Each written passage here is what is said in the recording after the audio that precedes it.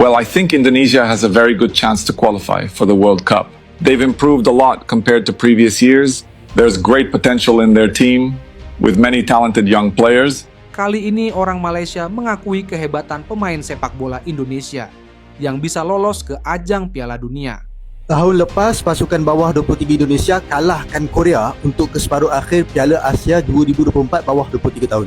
Semalam, pasukan bawah 17 tahun Indonesia kalahkan Korea di peringkat kumpulan Piala Asia bawah 17 tahun. Ini sebenarnya pencapaian yang luar biasa yang perlu kita jadikan teladan, memandangkan yang bermain ini adalah anak tempatan Indonesia dan mereka ini akan menjadi pelapis bagi skuad utama Indonesia pada masa hadapan.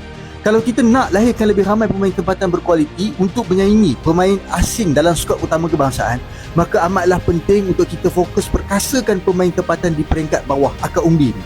Kalau diikutkan, pasukan bola sepak Indonesia bukan sahaja berjaya di peringkat tertinggi, bahkan mereka juga berjaya di peringkat bawah.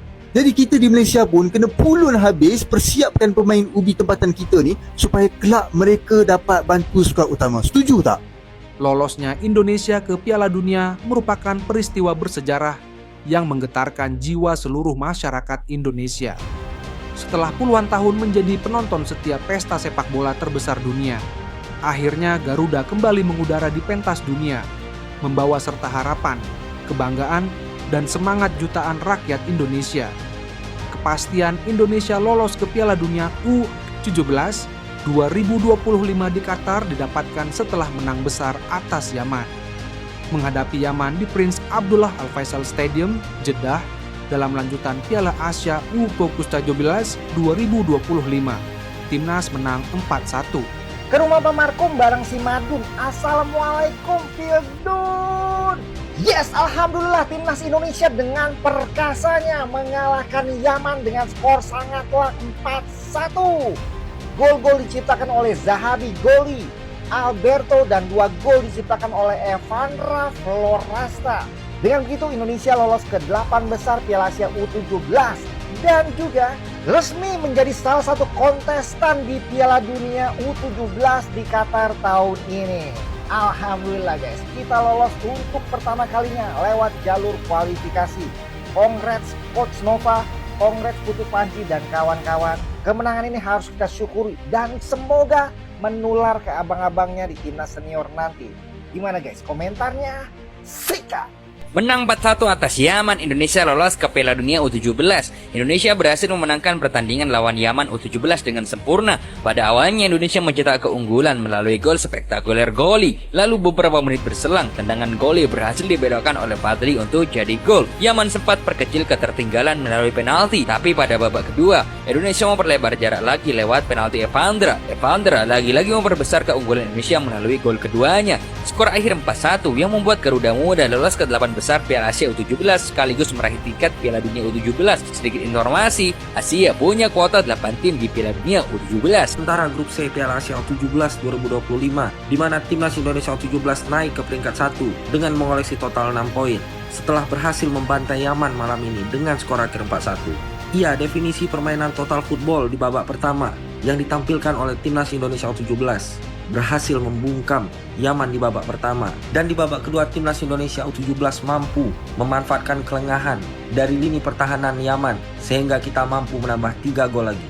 Dan dengan hasil ini sudah dipastikan timnas Indonesia U17 akan lolos ke babak 8 besar Piala Asia U17 dan resmi mencetak sejarah baru dengan lolos melalui jalur kualifikasi ke Piala Dunia U17. Yang artinya timnas Indonesia U17 menjadi negara ketiga setelah Uzbekistan dan Arab Saudi yang sudah memastikan diri lolos ke Piala Dunia U17 di Qatar. Ini benar-benar pencapaian yang sangat luar biasa. Dan di laga terakhir kita akan menghadapi Afghanistan. Semoga timnas Indonesia mampu mengalahkan Afghanistan agar mendapatkan poin yang sempurna, yaitu 9 poin.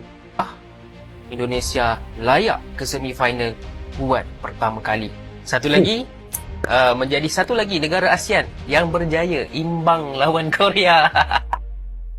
Bukan Malaysia je boleh imbang lawan Korea, Indonesia pun boleh imbang lawan Korea juga sebenarnya. Untuk rakyat Indonesia yang tengok game semalam, pasti berbangga sebab keputusan ini bukanlah luck, bukanlah nasib. Sebaliknya, Indonesia memberikan satu pertarungan sengit terhadap Korea, bahkan kadang-kadang lebih dominan, lebih menguasai perlawanan compare dengan Korea. Dekat separuh masa pertama, banyak cubaan yang dilakukan Indonesia sehingga membuahkan hasil apabila Rafael Struijk dia punya shoot tu tak ada gol dalam dunia ni boleh save bola tu. Tak ada. Benar. Memang tak ada. Dia punya gol tu memang tak boleh. Memang benar. Lepas tu Korea Saya setuju. balas balik dengan deflected goal.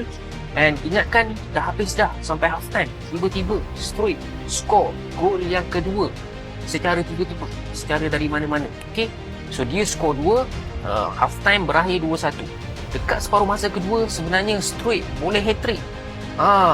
Bola yang senang dia tak boleh score, yang susah pula dia score kan. Jadi 2-1 dan tiba-tiba Korea dapat kad merah. Yang peliknya, lepas Korea dapat kad merah tinggal 10 orang, Korea pula lebih mendominasi. Okey. Ya, saya pun Sehingga perasan. membuahkan satu lagi gol. 2-2. Boleh nampak dekat 20 minit last tu Indonesia dah penat. Okey, Indonesia dah penat. Korea ada kelebihan tenaga, fizikal semua. Sebab itulah dia berjaya skor dan jaringan habis 2-2. Dan extra time tak ada siapa skor, bawa ke penalti, lama gila penalti, orang dah sepak, dan keeper pun dah sepak. Dan macam yang aku cakap, dalam satu hari akan menyelamatkan nanti dan menjadi hero hantar Indonesia ke semifinal. Terima kasih telah menonton sampai akhir. Jangan lupa like dan subscribe.